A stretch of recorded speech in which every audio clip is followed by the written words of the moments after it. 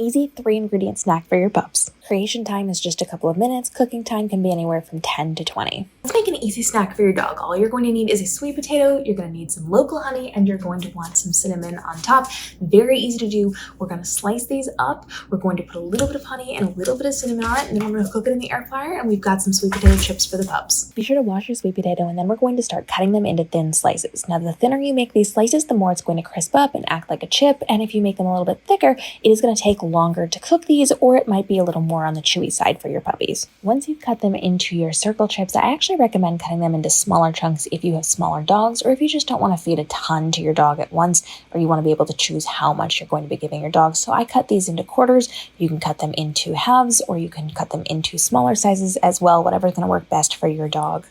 Now spread your pieces out so that you can see the tops of each of them, because we're going to be adding a little bit of honey. Honey is great for allergens, especially if it's local honey. And I just put it on the back of a fork and just kind of spread it over the tops of each of those pieces. You can do this more properly if you want, if you've got those honey dippers, but this is a very easy way just to add a little bit of honey on it. We're not coating it, we're not going too much, but you are going to put this just a little dab on each of them for a pop of flavor and help with those allergens. Now grab your cinnamon and put a little bit in your hand. You're going to use your finger to brush a little bit off on each of the pieces that you're making, just for a sprinkling of taste. This is where your air fryer comes in. Now, this is going to be different from air fryer to air fryer and person to person, depending on what you want. I started off at 350 for 10 minutes, and it didn't cook mine long enough, especially because mine were not super thin as I put them into my air fryer. So I added another 15 minutes.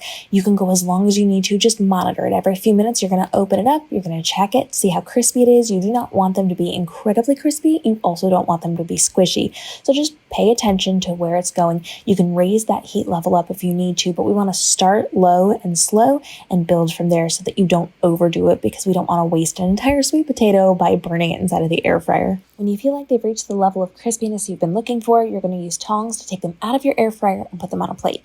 Now keep in mind, these will be hot, so keep these away from your puppies. I know they're going to smell amazing even before you put them in the air fryer.